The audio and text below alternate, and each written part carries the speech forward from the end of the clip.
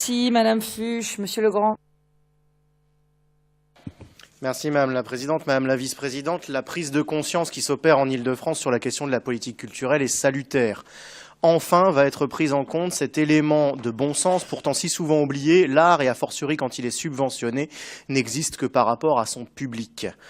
Et c'est heureux l'objet de ce rapport visant à faire se rencontrer public et jeunes créateurs et à aider ces nouveaux talents à émerger et à percer. Et pourtant, vous restez encore une fois au milieu du chemin. Ou plutôt, vous restez contraint par une vision exclusivement académique, ou plutôt, je dirais, officialiste de l'art. Pourquoi, en effet, limiter vos dispositifs Forte, pourtant pertinents, aux seuls diplômés des écoles d'art et de culture?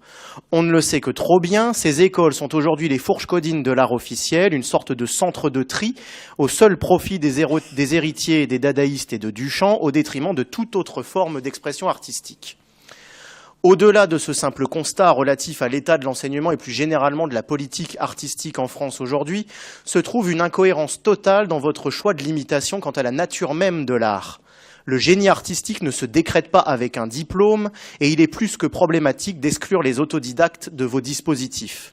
De la même manière et dans la même logique, rien, toujours rien pour les pratiques artistiques amateurs.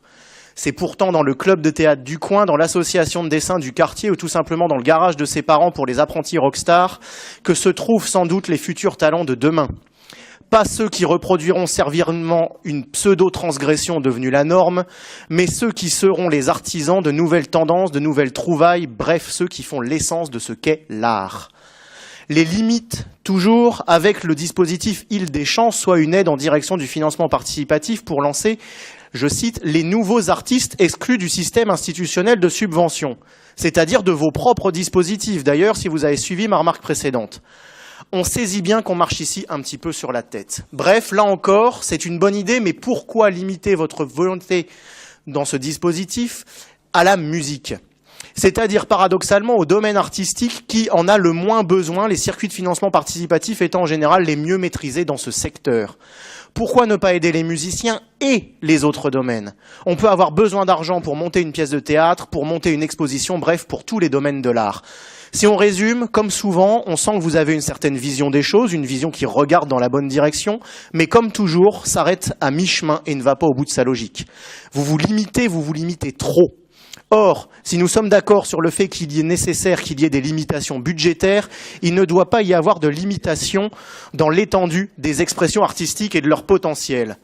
Or, c'est ce que vous faites. Je vous invite, par conséquent, à approuver l'amendement que j'ai déposé afin de donner réellement leur chance à tous.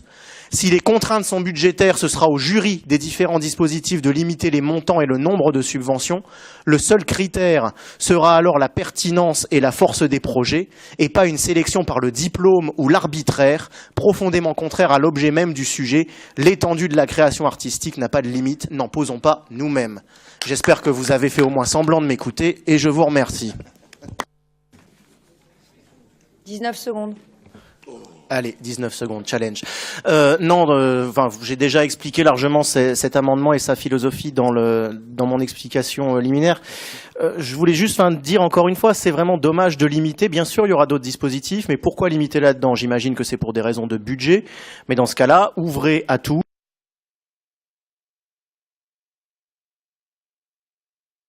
Et faites que ce soit un jury de professionnels, comme c'est déjà prévu, qui sélectionne les œuvres les pertinents, et non pas une sélection discriminante par le diplôme, qui est, je le répète, particulièrement peu pertinente dans le domaine spécifique de la production artistique. Monsieur Legrand. C'est gentil de m'applaudir. Non, c'était la cousine de l'après. Non, je voulais répondre à ce que vous m'avez dit tout à l'heure. Les plateformes de financement participatif sont surtout actives sur la musique et moins sur les autres domaines, c'est vrai. Mais justement, le travail du politique, c'est de corriger les choses, pas de se contenter de les accompagner. Alors, c'est peut-être là une divergence finalement de paradigme fondamental dans la vision que nous avons de la politique. Vous faites partie de partis gestionnaires du système. Nous sommes un peu plus, voire beaucoup plus audacieux.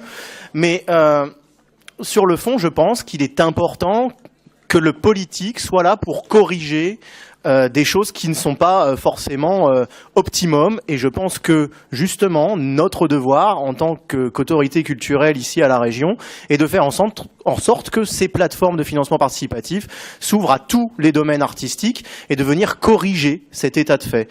Et donc je trouve que c'est un manquement ici de ce rapport. Vous accompagnez un état de fait. Alors vous ne vous fermez pas à l'ouverture, je l'ai entendu, hein, vous êtes prêt à subventionner aussi dans d'autres domaines, mais encore une fois, vous accompagnez l'existant plutôt que d'essayer de le corriger. Vous faites preuve d'une demi-volonté. C'est toujours la même chose, je referme toujours la boucle, hein, vous êtes toujours au milieu du gué et c'est dommage.